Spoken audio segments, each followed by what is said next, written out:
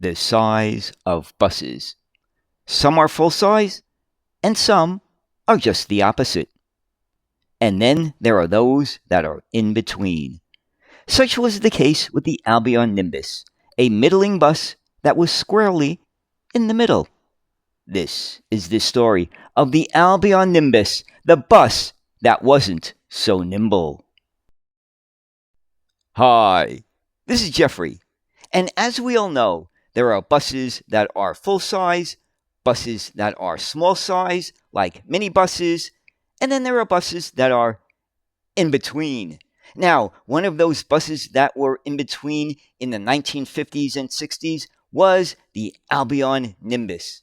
Now, even though the Nimbus was not too big and not too small, it wasn't just right for some of the operators that used them. So let's get started in taking a look at the Albion Nimbus, the middling bus that was squarely in the middle.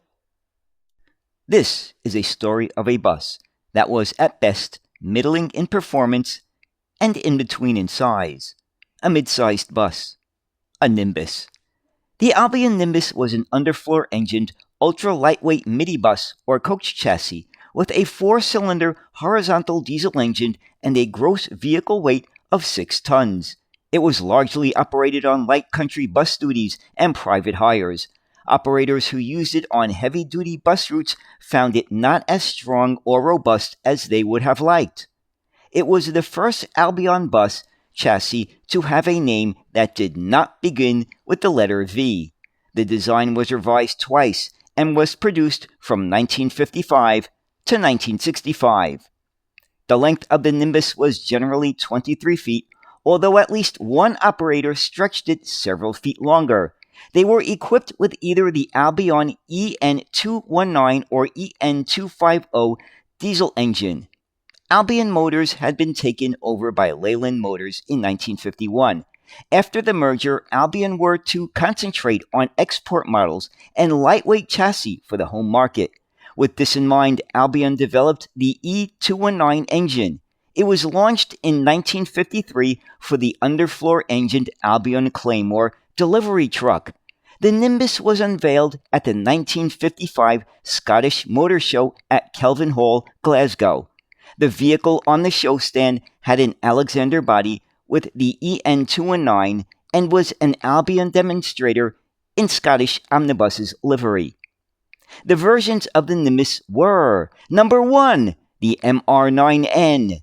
On this bus, the frame was slightly wider than that of the longest MR7L Claymore, but the wheelbase was identical and the radiator was mounted in an inclined position above the front axle to obviate intrusion into the passenger gangway.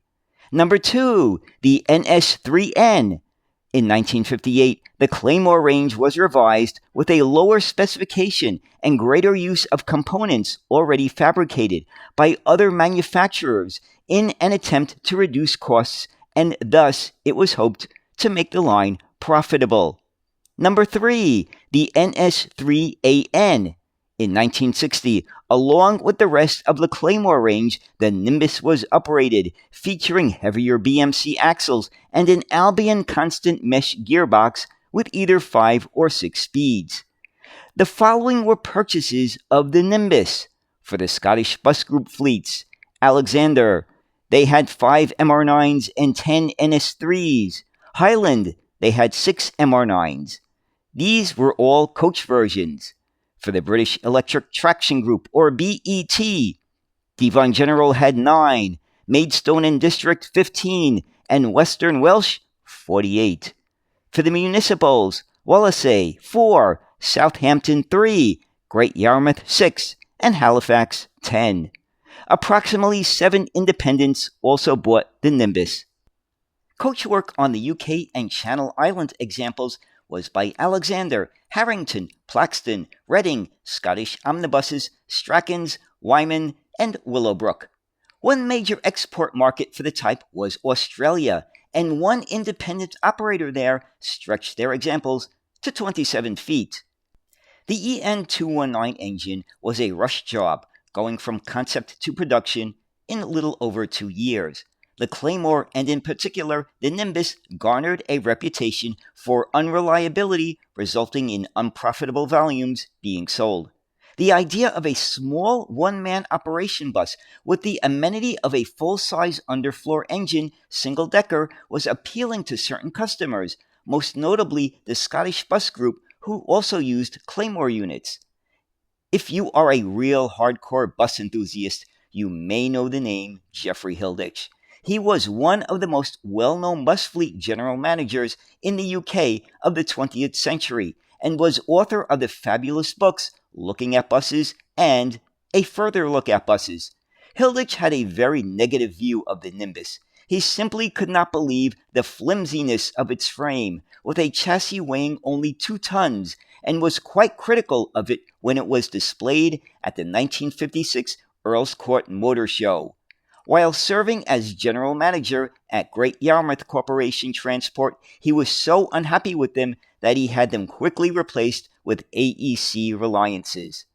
When he returned to be general manager at Halifax Corporation Transport, he was greeted with their 10 Nimbuses. Once again, he found them to have too many mechanical problems that would be too long to list, even in this video. His conclusion was nippy and economical, though a heavy town center route was no place for a Nimbus. Nimbus production amounted to 124 MR9s and 217 NS3s. The largest user was Western Welsh, who kept them to deeply rural routes. Although operators using the Nimbus on intensive one-man operated routes found it troublesome, on the lightly trafficked country routes for which it was designed, it could put in a long life. Harvey of Mousehole of Cornwall operated an ex-Halifax bus from 1966 to 1986. 1 MR9L and 21 NS3N/NS3AN Nimbuses are preserved, ensuring that the Nimbus will continue to live on despite some of its more well-known customers' unhappiness with these buses. So there it is, the story of the Albion Nimbus, the middle-sized bus with very middling performance. Now, there was no direct successor of the Albion Nimbus. However, there was a derivative bus that was somewhat similar to it called the Bristol SU. It did utilize the EN250 engine, and it also had some other mechanical similarities to the Albion Nimbus. So that was the closest bus that you are going to get to the Nimbus outside of the Nimbus. So, anyway, I hope you enjoyed this look at the middle-sized Albion Nimbus.